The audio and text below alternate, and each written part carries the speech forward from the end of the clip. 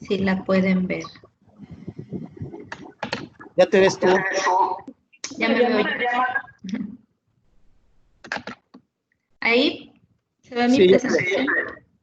Ok.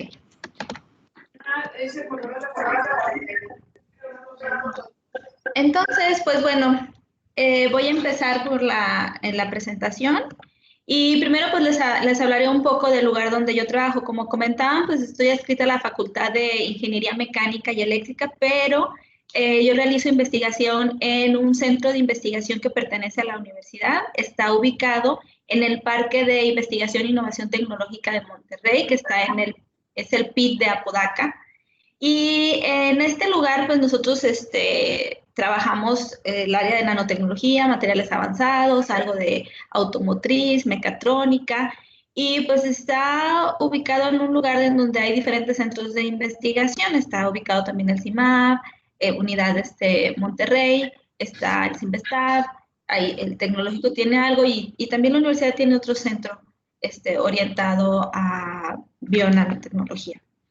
Entonces, nosotros hemos estado trabajando en los últimos años en materiales 2D o bidimensionales. Y lo que nosotros hemos hecho, digamos, con estos materiales es hacer síntesis, diseñamos algunos materiales para poder mejorar sus propiedades físicas, algunas propiedades electrónicas, magnéticas, también propiedades físico-químicas, mejorar la reactividad del material, etcétera, ¿no? También hacemos caracterización de estos materiales, experimental principalmente, y esta caracterización la relacionamos con las propiedades y la estructura. Y también hacemos algo de procesamiento.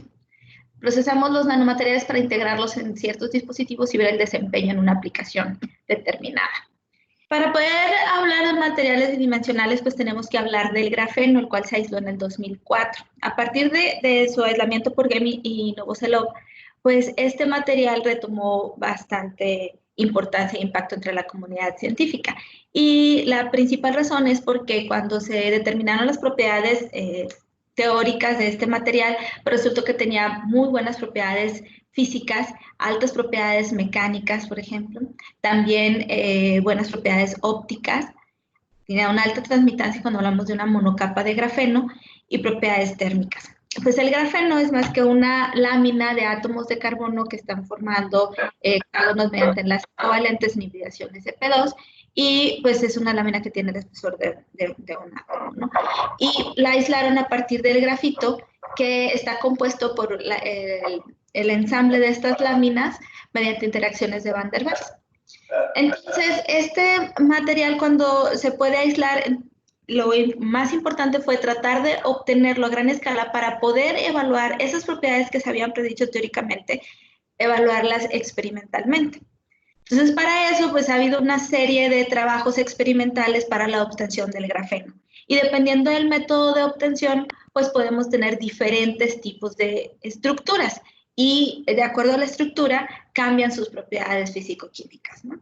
Entonces, la principal técnica de obtención del grafeno es a partir de procesos que son top-down, ¿no? O sea, todos a partir del grafito. ¿Por qué? Porque es una fuente que es abundante y que se visualiza como técnicas que se pueden producir a gran escala, ¿no?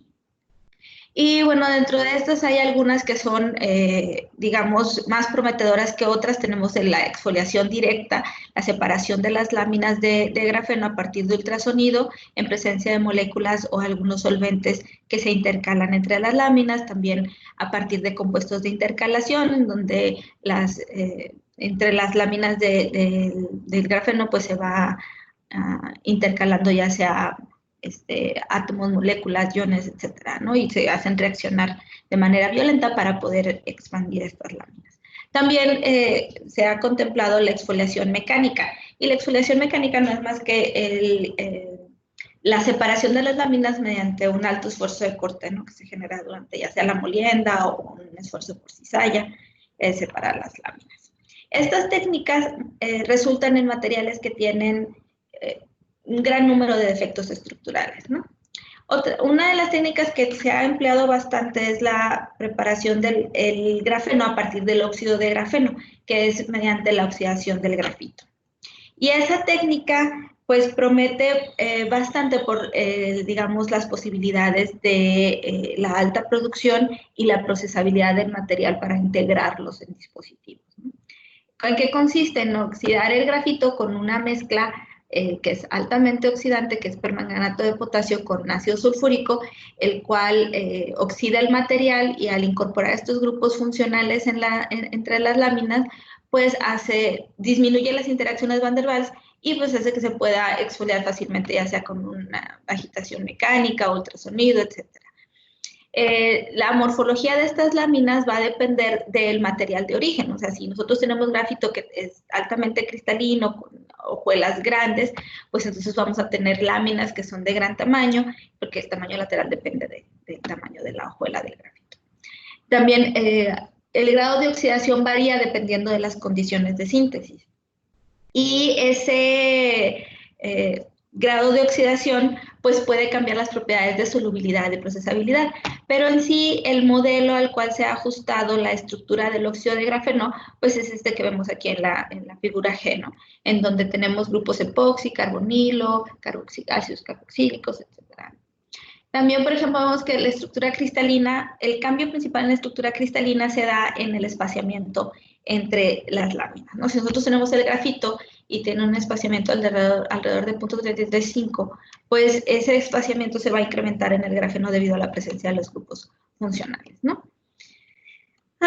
Entonces, una de las principales problemáticas que se presentaron en la obtención del grafeno, el óxido de grafeno, fue la alta reactividad del sistema, ¿no? De la síntesis es muy reactiva porque forma un compuesto que se llama permanganat volcano. Este compuesto tiene un punto de detonación bastante bajo, ¿no? O sea, la temperatura de detonación es de 55 grados Celsius. Entonces, pues es muy fácilmente de alcanzar y ha habido varios accidentes relacionados a este compuesto. En este artículo, que es una letter, le escribieron al editor comentándole sobre un accidente que ocurrió en 1979, en donde se trataba de ver estudiar la reactividad del compuesto y pues resulta que explotó y durante el reporte pues comentaban que era posible que había explotado porque la relación de ácido y el permanganato había sido muy grande, ¿no? La relación que habían adicionado de ácido, ¿no? Pero luego, investigando en otros antecedentes de accidentes, encontraron que este compuesto pues había reaccionado también con la humedad presente en uno de los matraces o con la grasa que había quedado de residuo, etcétera. Entonces todo esto determinó que en realidad el compuesto era sumamente que al reaccionar con alguna otra molécula se eleva la temperatura drásticamente, o sea, nada más al reaccionar el ácido con el agua se eleva la temperatura y puede llegar a detonar. Es por eso que la síntesis se volvió un poco complicada y reservada, pero no fue hasta el 2010 en el que una investigadora que se llama Daniela Marcano, haciendo el doctorado en el grupo de James Tour, ella estudió varias alternativas para la obtención del óxido de grafeno, variando los reactivos o variando el orden de adición de los reactivos. De hecho, disminuyó mucho la reactividad, nada más adicionando ácido fosfórico en lugar de ácido sulfúrico concentrado. Adiciona una relación, una mezcla de ácido fosfórico con ácido sulfúrico. Y con eso disminuyó mucho la reactividad del sistema, de tal manera que actualmente el método de Marcano es el que más se utiliza para la obtención de materiales a base de grafeno. Eso es porque el óxido de grafeno se ha convertido en el principal precursor del grafeno, ¿no? ¿Por qué? Porque una vez este material se puede reducir fácilmente, se reduce vía química o se reduce vía térmica o electroquímica. Hay muchas técnicas para reducir el óxido de grafeno y una vez que llevamos a cabo esta eliminación de los grupos funcionales, las propiedades eléctricas mejoran, ¿no? Y eso le permite tener una posibilidad de aplicarse en ciertos dispositivos electrónicos, optoelectrónicos, y los grupos funcionales le da cierta reactividad al sistema. Entonces, eso ha abierto la puerta, digamos, al uso de estos materiales en sistemas reactivos. Uno de ellos es en el área de la detección electroquímica. Los materiales a base de grafeno se han modificado con partículas metálicas para poder favorecer las reacciones de oxidación o reducción que se generan con ciertas moléculas, ¿no? Entonces, la detección electroquímica consiste principalmente en, a un dado potencial, se genera la oxidación de una molécula, la cual se oxida, o sea, la detección se debe dar si se oxida sobre el electrodo, ¿no? Entonces, al oxidarse sobre el electrodo o reducirse en ese electrodo, pues tenemos una señal eléctrica de la cantidad de la muestra oxidada, ¿no? Que es proporcional a la corriente que se genera. Entonces, esta técnica pues se ha empleado para muchos procesos de detección, pero el uso, por ejemplo, de grafeno como un material que si lo comparamos, por ejemplo, con los materiales a base de carbono, que son pocos reactivos, este material se vuelve altamente reactivo y sensible con áreas superficiales más grandes que favorece la detección. Uno de estos ejemplos es la detección de cisteína, que es un aminoácido que participa en los procesos metabólicos y que digamos, la detección de trazas a etapas tempranas, pues podría prevenir ciertas enfermedades de desórdenes metabólicos, ¿no? Entonces, lo que utilizan generalmente para la detección es la presencia de un electrodo, que es principalmente conductor, un material conductor, y partículas que funcionan como los catalizadores. Pero estas partículas usualmente pues, son partículas metálicas, ya sea de platino o de oro, para poder favorecer la afinidad con las biomoléculas. En este caso, nosotros estamos proponiendo utilizar únicamente el grafeno, haciendo modificaciones en su microestructura, ¿no? Entonces, lo que nosotros hicimos fue preparar un material híbrido que consiste en fibras de carbono, que son materiales que son conductores continuos, y modificarlo con un material que sea de carbono también, pero que sea más activo. En este caso probamos con el óxido de grafeno reducido. La técnica de preparación, por ejemplo, de las fibras de carbono son mediante la preparación primero de una fibra polimérica, que es poliacrilonitrilo, y se deposita mediante un proceso que se conoce como electrohilado, en donde una solución polimérica, que es el polímero disuelto en dimetilformamida, se somete a una diferencial de voltaje, en donde el polímero, al ser un material dieléctrico, pues se carga y se rompe la tensión superficial en la punta de este capilar y sale del capilar en forma de jet y se deposita sobre un colector. Este proceso es bastante conocido, se emplea, la patente es como de 1960, pero recientemente en el procesamiento de nanoestructuras ha retomado un segundo empuje, ¿no? Por la posibilidad de preparar nanomateriales mediante esta técnica utilizando los polímeros como plantillas, ¿no?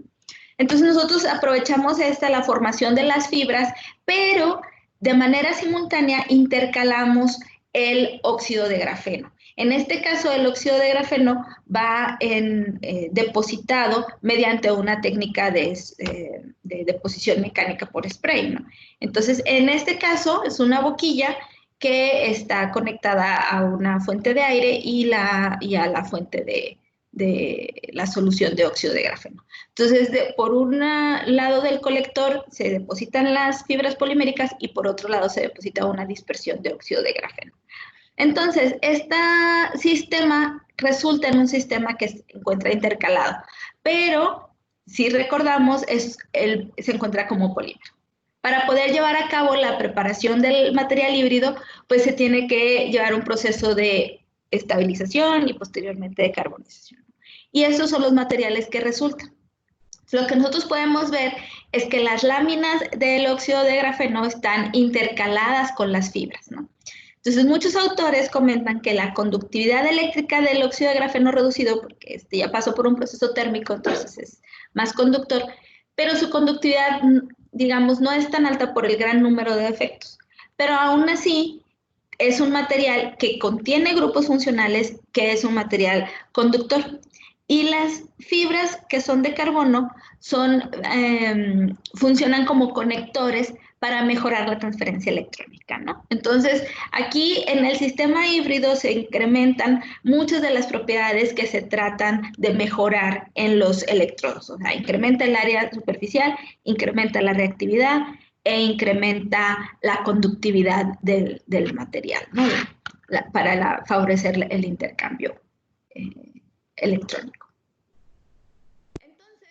Nosotros analizamos la estructura del material y pues bueno, aquí nosotros podemos ver una fibra que está envuelta prácticamente en hojas de óxido de grafeno reducido y las fibras son de naturaleza principalmente amorfas, pero son materiales conductores principalmente, pero son materiales muy poco reactivos, ¿no?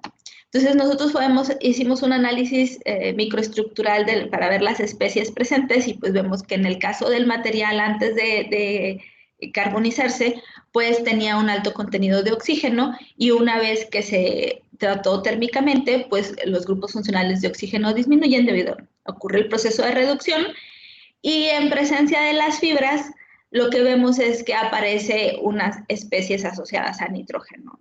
Estas especies de carbono unidas a nitrógeno se deben a que el polímero de partida pues, que nosotros tenemos es el poliacrilonitrilo. Entonces, el poliacrilonitrilo durante el proceso de carbonización no desprende completamente el nitrógeno, ¿no?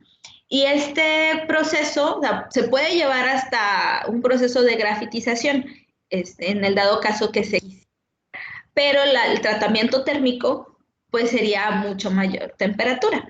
Entonces, y eso si es mayor la temperatura, pues lo que ocurre es que también se eliminan los grupos funcionales de nitrógeno y prácticamente desaparece toda la funcionalidad. Entonces, hay un compromiso en cuanto a la microestructura y en cuanto a las propiedades del material, ¿no? Si nosotros tenemos una microestructura que es completamente ordenada, cristalina, las propiedades eléctricas se incrementan drásticamente, pero su reactividad disminuye. Entonces, al disminuir la reactividad del sistema, pues prácticamente no sería sensible, no absorbería ninguna especie mediante interacciones electrostáticas o de Van der Waals, entonces no tendría una gran funcionalidad del material. Cuando nosotros evaluamos las propiedades electroquímicas del material, las evaluamos primero con los materiales aislados y con el material híbrido, primero con una especie que es el ferrocianuro para ver el comportamiento electroquímico. Y vemos que el comportamiento es muy similar, no hay realmente cambios muy significativos en el potencial de oxidación-reducción de la especie de ferrocianuro y tampoco no hay un incremento así drástico en la corriente que se genera, ¿no? Entonces, no podríamos saber a partir de este estudio si el material tiene más reactividad o menos, ¿no? Aparentemente no cambia mucho. Lo que hicimos fue tratar de probar ciertas biomoléculas y pues probamos con la L-cisteína para ver la sensibilidad que tenía nuestro electrodo, nuestro nuevo material. Y vemos que el material para el óxido de grafeno reducido incrementa un poco la corriente, pero no es tan significativa, ¿no? Si nosotros vemos, por ejemplo, el material de las puras fibras de carbono, pues lo que vemos es que hay un incremento en la capacitancia del material, pero la corriente no, o sea, prácticamente no hay una detección. Pero en cambio, cuando observamos el material híbrido, vemos, aquí viene lo que es la corriente generada por capacitancia y tiene una contribución de corriente faradaica, ¿no? Aquí. Entonces, esta contribución se asocia a la oxidación de la especie de cisteína.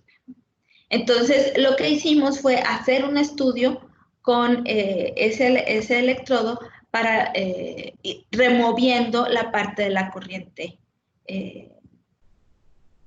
capacitiva, ¿no? Entonces, lo que vemos aquí es el mecanismo de oxidación de la cisteína, en donde durante el proceso de oxidación pues libera los electrones y los electrones pues favorecen el incremento en la corriente, ¿no? Que se está generando. Y vemos que esta corriente es sensible a la concentración de la cisteína en el medio. Entonces, a mayor concentración, pues vemos una mayor corriente. Pero lo importante es tener sensibilidad a concentraciones más bajas, ¿no? Lo que vemos también es que durante este proceso se generan otras especies que igual se pueden absorber sobre el electrodo, que pueden cambiar el mecanismo de interacción de la superficie con la especie a oxidarse, ¿no? Entonces, eso lo estudiamos y lo vimos cuando calculamos lo que fue las curvas de calibración. Si nosotros vemos las pendientes cambian en función de la concentración. Y esta disminución de la pendiente se asocia principalmente a que cuando la concentración de las especies de cisteína son muy altas, empiezan a bloquear el electrodo. Entonces ya la interacción entre la molécula de cisteína y el electrodo no es la misma, entonces cambia la cinética de la reacción. Entonces, en este trabajo, a nosotros lo que nos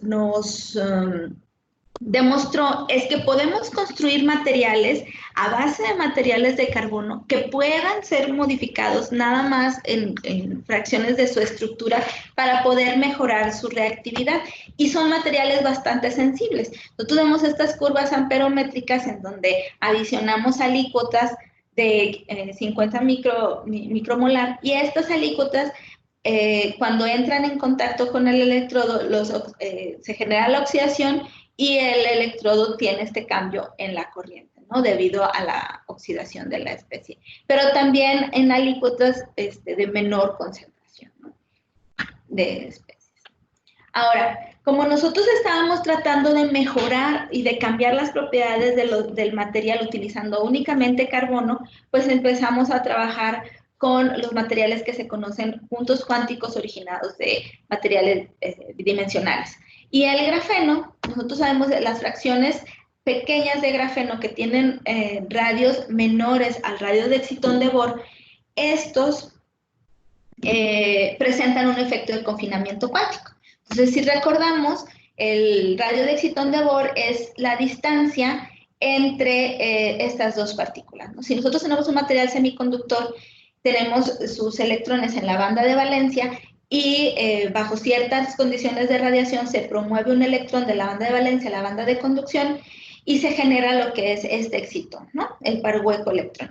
La distancia que hay entre ellos, que están estabilizados mediante interacciones coulombricas, esa distancia es el radio de excitón de Bohr. Si nosotros tenemos partículas que están por debajo de ese tamaño, estos materiales van a presentar efectos de confinamiento cuántico, ¿no? Entonces, el efecto de confinamiento cuántico se ve reflejado en las propiedades optoelectrónicas mediante un incremento en el bandgap. Y este incremento en el bandgap también se va a dar por la presencia de la formación de estos estados. Entonces, estos estados energéticos. Lo que acompaña a la disminución del tamaño, el efecto de confinamiento, es la presencia de luminiscencia en estos materiales. ¿Por qué? Porque cuando ahora uno de los electrones que se encuentra en alguno de estos estados de la banda de valencia es promovido a la banda de conducción, en el proceso de relajación emite radiación, ¿no? Entonces, estas relajaciones son radiativas y esta emisión va a depender del tamaño. Entonces, tanto el incremento en el bandgap como la longitud de onda de la emisión van a ser dependientes del tamaño de la partícula y van a ser dependientes también de la composición. Hay ciertos átomos que son de tamaño similar al carbono, se pueden dopar la estructura y modifica las propiedades electrónicas, ¿no? En el caso del nitrógeno, si se incorpora dentro de la estructura del quantum dot, pues lo que va a aportar van a ser electrones y va a cambiar las propiedades optoelectrónicas, ¿no? Mejorando principalmente la luminiscencia o el rendimiento. Entonces, una de las ventajas que tienen los puntos cuánticos de grafeno es que presentan baja toxicidad, tienen una alta biocompatibilidad, son muy solubles y tienen una estabilidad química. Entonces, estos materiales se han utilizado en muchas áreas, en biomedicina, se han utilizado como para contraste, para la bioimagen, ¿no? Son fáciles de modificar Entonces se pueden enlazar fácilmente a ciertas células y podemos tener imagen, ¿no? También en el área de catálisis para la degradación de ciertas moléculas orgánicas, también en electrónica porque son materiales fotoactivos y se utilizan también como sensores.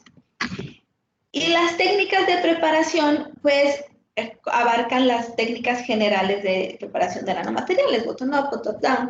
Y si es bottom-up, pues lo que hacemos es el ensamble de pequeñas moléculas para llegar a una molécula más grande que luego después se necesita, pues, carbonizar o deshidrogenar, como es en este ejemplo, ¿no? Por las técnicas top-down que se basan principalmente en fuentes de carbono, que puede ser grafito, fulerenos, nanotubos o el mismo grafeno. Lo que se hace es someterse a tratamientos mecánicos, ya sea o tratamientos de algún tipo de radiación UV o de láser para poder cortar estas estructuras o incluso rompimientos catalíticos. Se rompen estas estructuras y podemos formar puntos cuánticos de carbono. Ahora, hay dos tipos de puntos cuánticos de materiales de carbono. O sea, tenemos los carbon dots y los graphene quantum dots, ¿no?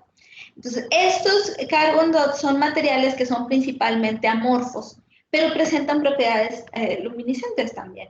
Y los graphene quantum dots son materiales que son principalmente cristalinos. Y bueno, su espesor también se encuentra como una lámina práctica.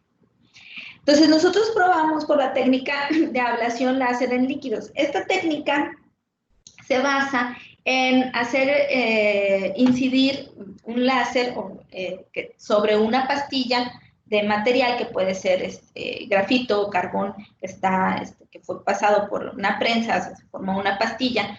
Y este láser, esta pastilla se encuentra sumergida en un medio líquido, ¿no? Entonces, cuando el láser incide sobre la pastilla y se genera este tipo de ablación, hay la formación de una burbuja. Y esta burbuja es un plasma que se generan átomos que están ionizados, que tienen una alta energía, la temperatura es muy alta y esa burbuja, digamos, es enfriada por el mismo solvente, ¿no?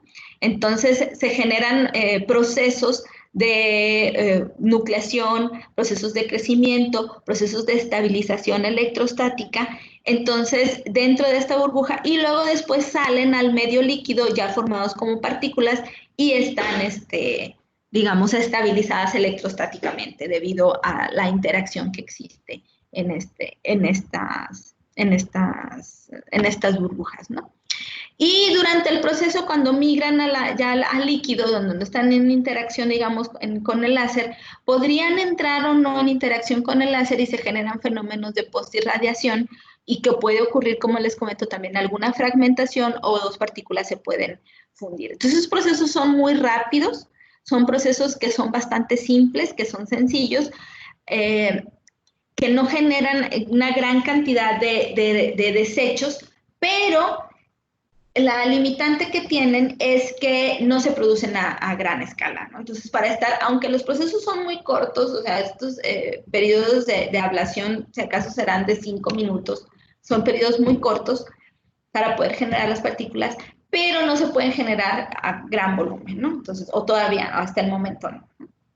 Entonces, sí es complicado. Si acaso los únicos procesos posteriores que se llevan a cabo durante esta técnica es procesos de separación de partículas, ¿no? Entonces, eso es. Nosotros hemos hecho algunos experimentos por esta metodología y hemos obtenido puntos cuánticos de grafeno, de disulfuro de molibdeno, de disulfuro de tungsteno. En este caso les voy a presentar algunos resultados sobre la obtención principalmente de puntos cuánticos de grafeno. Entonces, la metodología que hicimos fue preparar los puntos cuánticos mediante ablación láser, utilizando una pastilla de grafito, y posteriormente a la dispersión que se obtuvo, le dimos tratamiento térmico para poder mejorar la microestructura, ¿no? Y poder hacer un estudio en cuanto a la microestructura, las propiedades ópticas y las aplicaciones finales como un sensor óptico de fluorescencia, ¿no? Esto es más o menos lo que obtuvimos no es más o menos, es lo que obtuvimos cuando sale la ablación, ¿no? la dimetilformamida, el solvente que utilizamos, y después de la ablación tiene una coloración de este tipo. Si nosotros vemos la concentración de las partículas es muy baja, ¿no?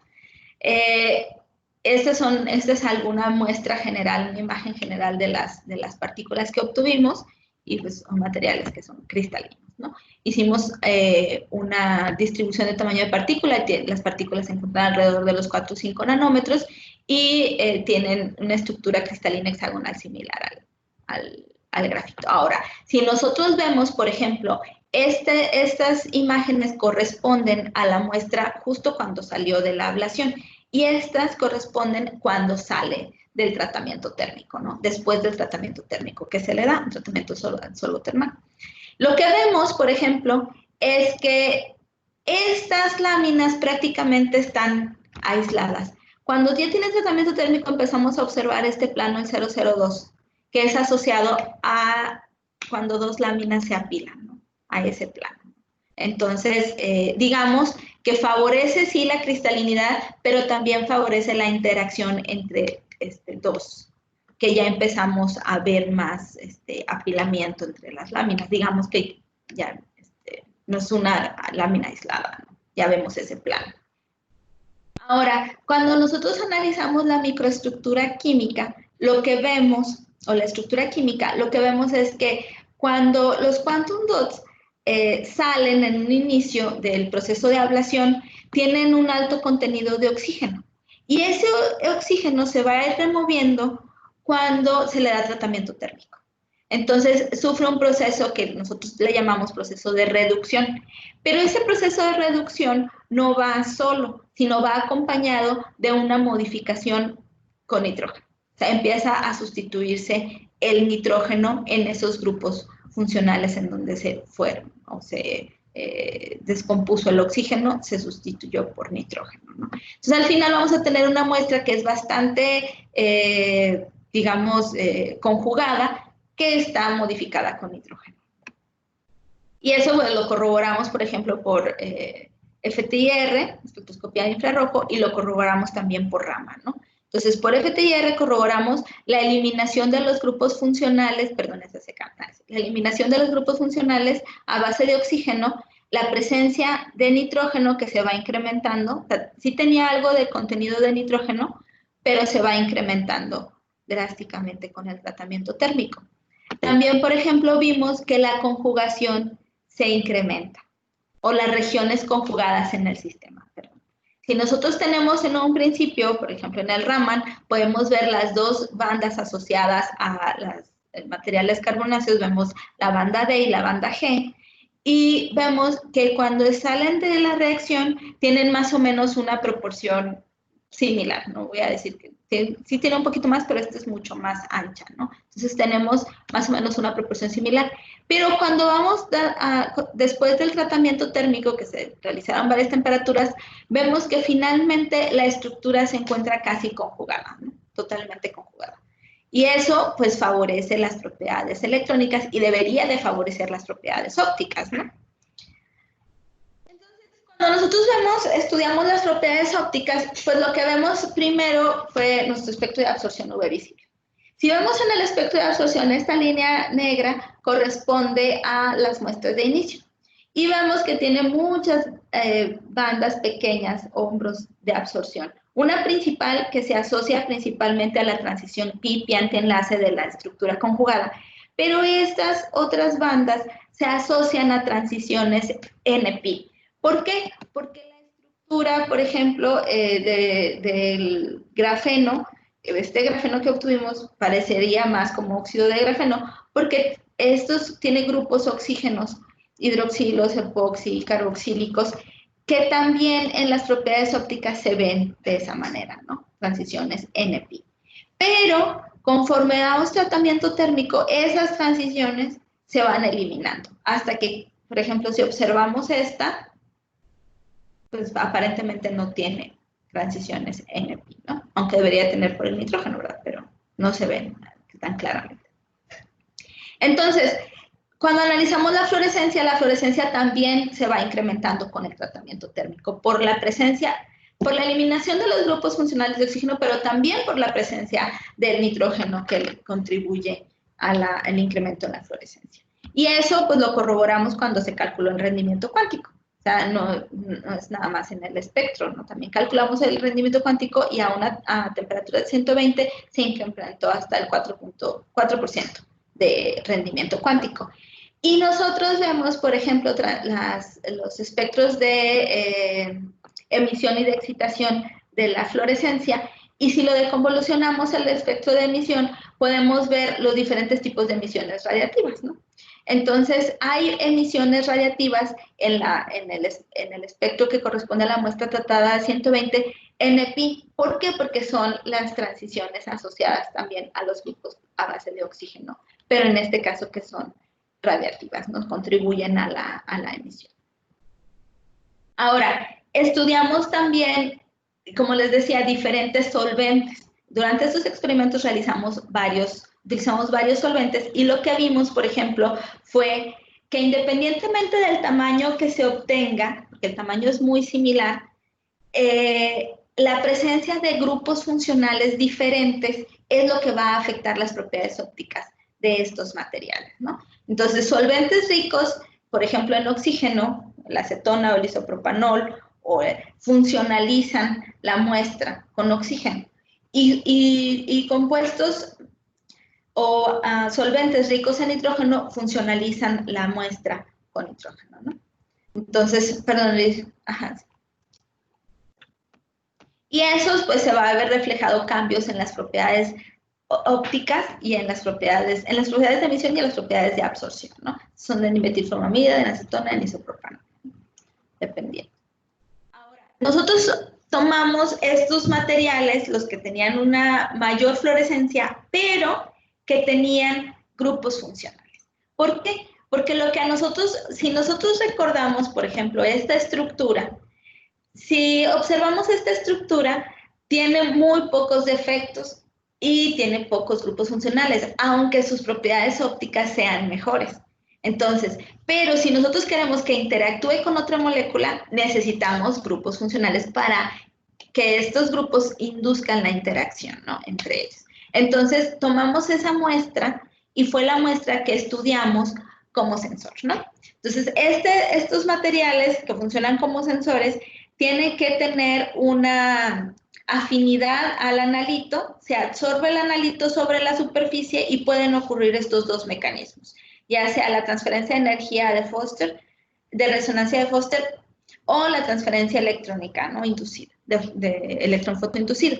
Lo que ocurre es que si tenemos un espectro de fluorescencia para el puro quantum dot, en presencia de la molécula se va a extinguir esa fluorescencia, porque ocurre cualquiera de estos dos mecanismos, ¿no? Entonces, nosotros probamos con diferentes iones y resultó ser positivo, digamos, o un sensor de apagado, que se conoce en turn-off, de apagado del hierro. Entonces, los iones de hierro 3, cuando nosotros los adicionamos a diferentes concentraciones, podemos construir la curva de calibración, en donde variamos la concentración en función del cambio en la fluorescencia del material. Y nosotros podemos ver estas son las curvas que se obtuvieron, ¿no? Tenemos concentraciones desde, no recuerdo, como 5 micromolar, no me acuerdo cuál es la de menos, pero podemos tener este tipo de detector. Se probó con otros iones en los cuales se ve que no es tan sensible más que para el hierro. El proceso de detección se da, o la eliminación de la fluorescencia se da debido a la transferencia de un electrón inducido, porque uno de los electrones, o sea, cuando en el quantum dot lo que ocurre es que se promueve un electrón de la banda de valencia a la banda de conducción y cuando regresa hay la emisión, ¿verdad? Ahí es una recombinación radiativa. Pero ¿qué pasa en este momento cuando se va a recombinar? En lugar de recombinarse a uno de los estados de la banda de valencia, se recombina a uno de los orbitales desocupados del hierro. Entonces, no hay emisión de la fluorescencia. Estos sistemas se probaron también en algo que se conoce turn-on. O sea, Muchos de los sensores que nosotros conocemos de fluorescencia son sensores que apagan la fluorescencia, pero estos sensores son muy sensibles, valga la redundancia, a muchos aspectos de la solución. Entonces da muchos falsos positivos. Entonces, si nosotros vemos, estos iones pudieran eliminar la fluorescencia o extinguir la fluorescencia, a lo mejor en una muy poca proporción, y entonces la presencia de alguna traza podría generar sensores, digamos, que resulten en falsos positivos. Entonces, lo ideal en un sensor de fluorescencia sería un sensor que pudiera encender la fluorescencia. Entonces, tener un material que está en un sistema que está conchado completamente y tratar de encenderlo y que sea específico para esa molécula. Nosotros probamos con el ácido ascórbico. Entonces, el ácido ascórbico sabemos que es un antioxidante bastante efectivo y que la presencia de él en nuestro organismo pues favorece la prevención de muchas enfermedades cardíacas, cáncer, el envejecimiento, etcétera, ¿no? Envejecimiento de las células, etcétera. Entonces, los niveles bajos de ácido ascórbico son críticos, digamos, para la determinación de ciertas enfermedades, porque podría resultar en enfermedades muy serias.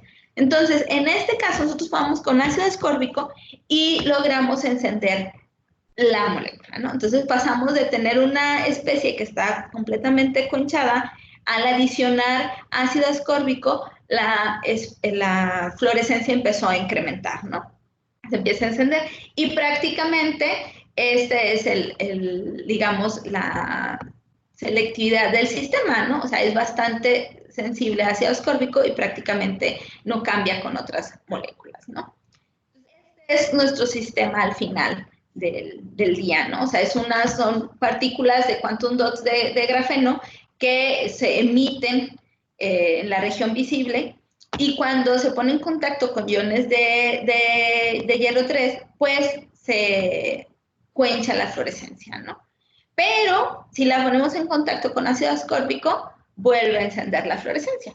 Entonces, este es un sensor de encendido, este es un sensor de apagado, y el mecanismo de sensado es que el ácido ascórbico reacciona con el hierro 3 y lo reduce a hierro 2 de manera que separa el hierro del punto cuántico y entonces ya no ocurre esa transferencia de electrón fotoinducida, ¿no? Ya no pasa el electrón que estaba en la banda de conducción, ya no pasa al orbital desocupado, sino que se regresa a la banda de valencia y ocurre nuevamente la emisión de luz, ¿no? Este trabajo lo publicamos en la revista Carbon recientemente, si lo quieren consultar. También, por ejemplo, checamos estos materiales para su actividad electroquímica, para eventualmente tratar de construir posiblemente algún sensor electroquímico y vimos que los materiales que están modificados con nitrógeno efectivamente tienen mayor capacitancia y tienen una mayor reactividad. Esta es una reacción de evolución de hidrógeno que es relativamente más sencilla que las cuestiones de los sensores. Entonces, vemos que es prometedor, digamos, también para el sensado electroquímico. Entonces, bueno, pues como conclusiones, les voy a mostrar, se obtuvo un material híbrido de nanofibras de carbono con óxido de grafeno reducido que posee una alta sensibilidad para detectar una molécula de L-cisteína en medio alcalino. Y también, por ejemplo, este material híbrido, tiene una sensibilidad de 5 micromolar, ¿no? Para la detección. Obtuvimos también puntos cuánticos de grafeno mediante la técnica de ablación láser en medio líquido y evaluamos pues, la estructura y el tamaño que eran dependientes del medio, ¿no? Los solventes ricos en oxígeno y nitrógeno modifican la composición de las partículas, ¿no?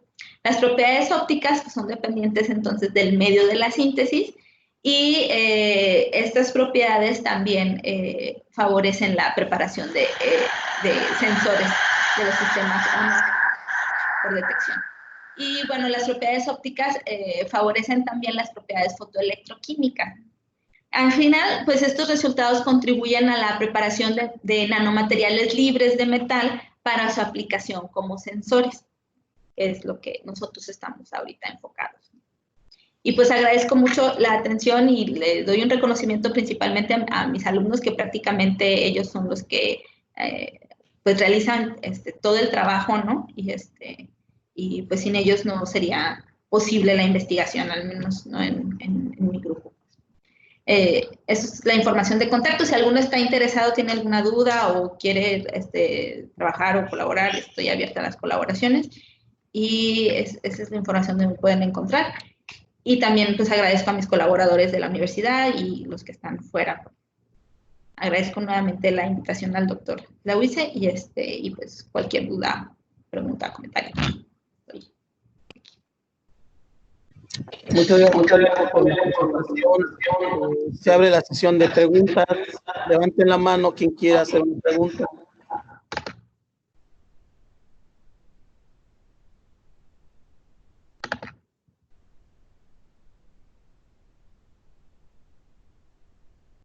Si no tienen micrófono, pueden hacerlo en el chat. Bueno, aquí ya tenemos una de la profesora Raquel Galeán. Adelante, profesora. Hola, buenas tardes para mí, buenos días para ustedes. De aquí, desde España, mucho gusto, Selena. Hola, ¿qué tal? Me ha gustado mucho la charla. Tenía una pregunta. En los materiales híbridos, ¿sería posible modificar la superficie de manera de obtener un reconocimiento quiral en el caso de la lecisteína? ¿No se han explorado? La verdad no lo hemos explorado así tan específicamente, ¿no? Pero yo pienso que sí, aunque sí necesitaría dentro del material híbrido, pues modificarse, hacer otros pasos de modificación adicional, ¿no? Pero realmente no lo he explorado, Vale, porque sería interesante para un reconocimiento así de aminoácidos, donde se tiene pues, LR. ¿Es complicado modificarla? Perdóname. ¿Es complicada la modificación química en base a tu experiencia? Yo creo que no es complicada, pero no es por ejemplo, la parte de la modificación biológica, yo creo que no, o sea, hay varios trabajos que yo he visto, por ejemplo, con la modificación, al menos a base de grafeno, no es tan complicada. Si se complica un poco, se adiciona, por ejemplo, partículas de oro que son más fáciles de modificar y entonces eso favorecería todavía mejor la detección, ¿verdad? Ya con las partículas de oro que ya hay moléculas que tienen grupos tiol que se enlazan fácilmente al oro y que ya está en la modificación. En el caso del grafeno, es, digamos, tratar de buscar ese ligante que reaccione exclusivamente con el grafeno y que se tenga la otra. Creo yo que no es complicado, pero no daría mi respuesta así tan cierta porque no es propiamente mi área, ¿no? O sea, a lo mejor alguien que sea del área de biología va a decir, no, estás loca, eso es súper difícil. No sé. No, sí, no me dirían, no, eso. Pero yo pienso, como el óxido de grafeno tiene muchos grupos funcionales, sí podría modificarse, sí podría reaccionar con algún compuesto orgánico que contenga la otra parte. Vale, gracias. Soy química orgánica, así que igual exploraremos por ahí. Sí, tú sabes más que yo. Muy bien, pues muchas gracias. Muchas gracias. A ver, tenemos una pregunta de María Salas. Adelante, María.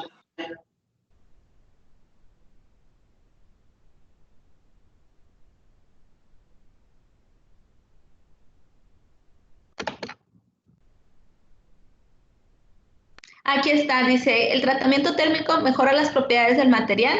Sí, sí las mejora, Mar.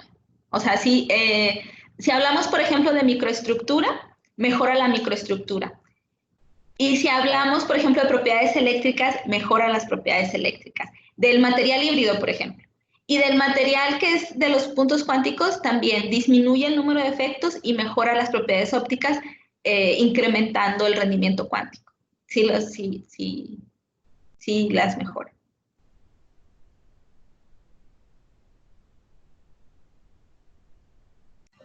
¿Alguien más que tenga una pregunta?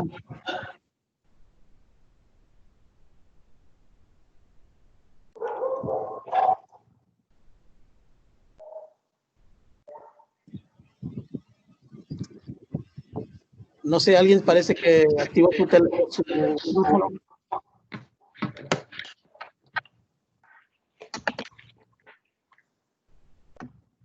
A ver, te voy a leer aquí una de las preguntas. Es de Gabriel.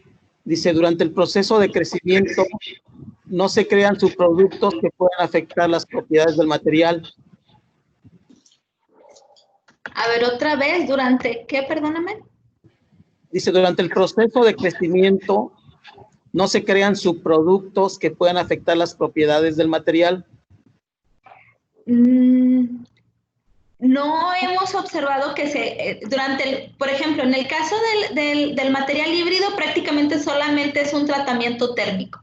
Entonces, las moléculas que se liberan son dióxido de carbono, oxígeno, agua, ¿no? Durante el proceso del tratamiento térmico. No hemos observado que haya otro que se absorba sobre el material y que modifique la estructura. En el caso de los puntos cuánticos, el proceso de preparación por ablación tiene una baja producción de subproductos. Generalmente es el material. Y algo que no comenté es que generalmente la composición de las partículas es igual a la composición del blanco, ¿no? De ablación. Entonces, no hay formación de subproductos que pudieran afectar. ¿En qué condiciones podría afectar? Por ejemplo, si los procesos de ablación o que hubiera una posirradiación, entonces ahí sí podríamos tal vez generar un fenómeno de oxidación del solvente que entonces se vuelva un medio ya más reactivo. Eso es lo que podría ocurrir. Pero en este caso no observamos que hubiera subproductos que se absorbieran en el material. Aquí levantó la mano el profesor Arturo Martínez. Adelante, Arturo. Sí, buenos días, buenas tardes. Hola. Muchas gracias por la plática. Solo te quería preguntar sobre la ablación láser. ¿Qué utilizas diferentes láseres? En este caso utilizamos un láser infrarrojo, pero ahí en la FIME hay dos láseres, un láser visible y uno de infrarrojo. La diferencia es en que uno es en la potencia, digamos, pero no realicé un estudio en función, por ejemplo, cambiando la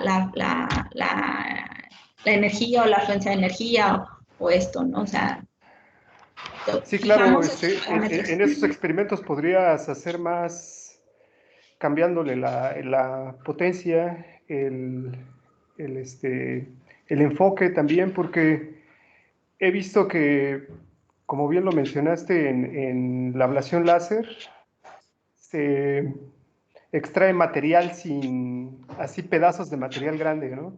Sin que, y eso tiene mucho papel la fluencia y la potencia, ¿verdad? Y el tipo de láser que usas. Sí. Así es que yo creo que podría ser un buen estudio hacer ese tipo de trabajo, ¿verdad? Para que veas cuál te sirve mejor para lo que quieres aplicarlo. Sí, sería interesante. También como comenta, en el caso de cuando... Esa es la problemática, digamos, del proceso al final. Probablemente hacer esa separación entre las partículas que no están... O sea, sí hay un proceso de separación de las partículas. Sí, he trabajado yo ablación láser, pero en vacío. Okay. Para películas. Para películas, claro. Y creo que hay gran diferencia con respecto a la cuestión esta que mencionas, porque ahí tienes que tener qué tipo de solventes, soluciones, si le metes alguna cosa para que reaccione enseguida. ¿Verdad? Ajá. Sí, hay bastante para explorar, la verdad, pero sí me gustaría, hay muchas cosas que podemos hacer, pero sí es algo que tenemos pendiente evaluar, qué tanto afectaría la energía, la afluencia, los tiempos, la longitud de onda sobre los materiales que tenemos. Bueno, solo ese era mi comentario sobre si habían estudiado ese tipo de cosas. Sí. Muchas gracias. Bueno, gracias.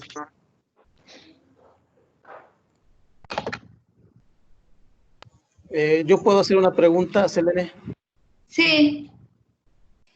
Cuando uno habla de aplicaciones, ya sea para absorber o para hacer catálisis, uno siempre se imagina que debe de estar metido ahí un metal.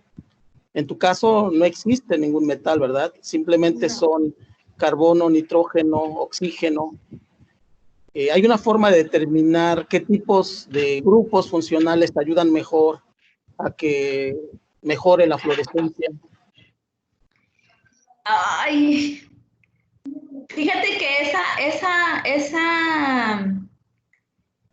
yo creo que esa es la parte que a nosotros nos falta, o sea, la parte de nosotros como experimentales habla. O sea, porque sí hay manera de poder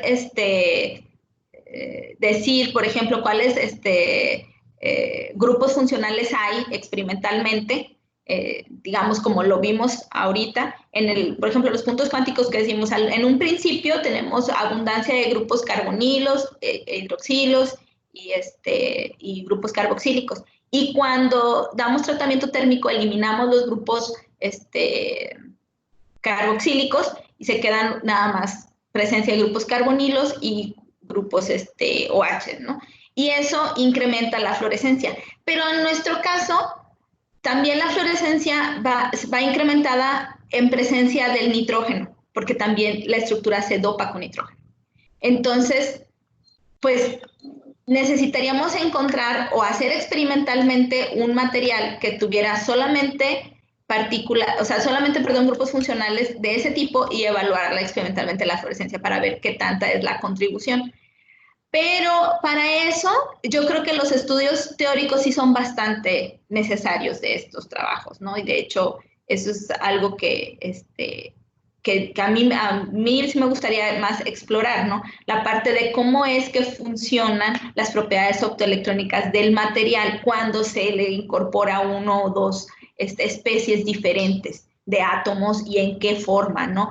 Si el átomo es, por ejemplo, en el caso del nitrógeno, si el nitrógeno es grafítico, si es pirrólico, si es una mina, o sea, cómo es eso, cómo afecta las propiedades. Por eso yo creo que es más fácil evaluarlo teóricamente que experimentalmente, porque aislar esos grupos funcionales y evaluar las propiedades está más complicado. Muchas gracias, Selene. A ver, te voy a leer unas preguntas. Aquí hay una de Flavio Nava. Dice, la pastilla de grafito, al ponerla en contacto con el láser, ¿en qué está inmersa? Está inmersa, nosotros probamos con 3 solventes, 3. Los experimentos que les mostré los probamos con dimetilformamida, pero hemos hecho con acetona, isopropanol, tolueno, hemos probado varios solventes. Y eso depende del sistema que ustedes quieran trabajar.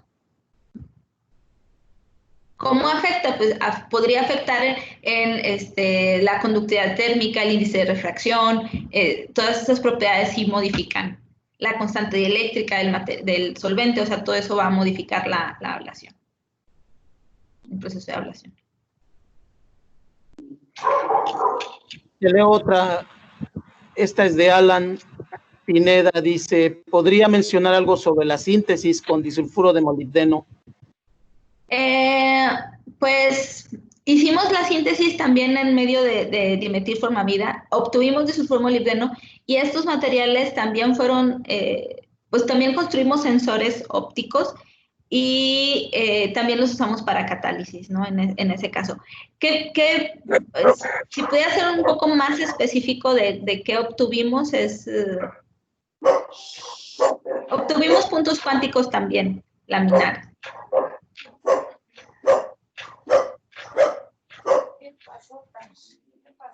Si ya las conoces, Tashi. No ha aparecido la pregunta, no la ha extendido, a ver si alguien la puede leer ahí, pero yo no la veo. No, ya comentó, gracias. De nada. Ok, mantiene levantada la mano la profesora Raquel Galeán, o es que me vuelta a picar ahí.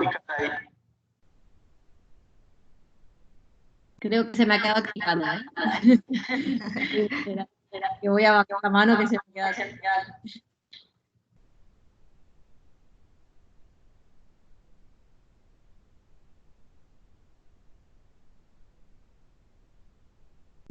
No, al parecer no hay pregunta, ¿verdad? Nada más era que no le habían vuelto a picar. Ajá. Bueno, ¿alguien más tiene alguna pregunta? Hay tiempo y disposición.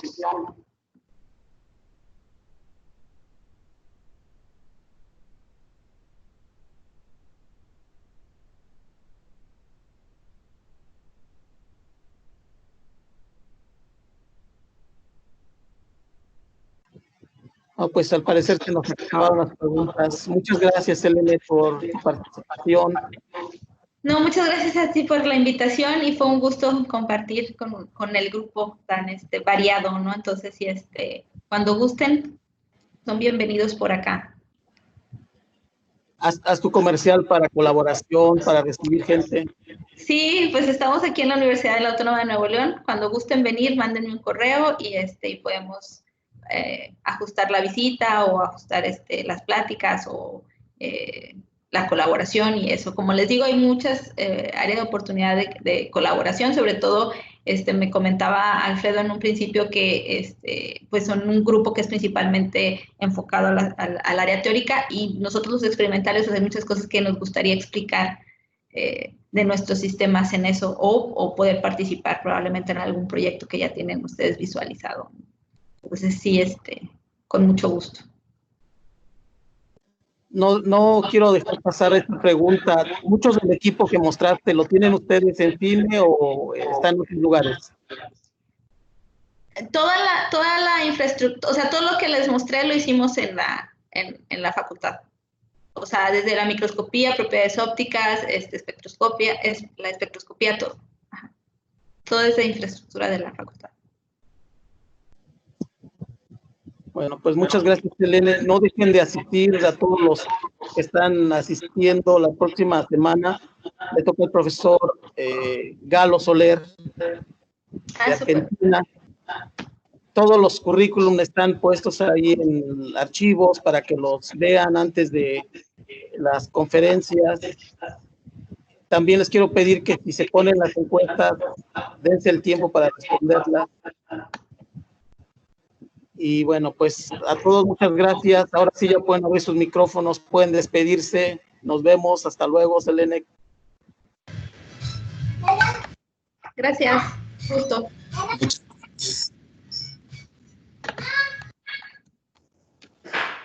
Hasta luego, gracias. Gracias por la charla. Hasta luego, doctora. Hasta luego, Arturo. No dejes de conectarte. Todos los demás, Ariel.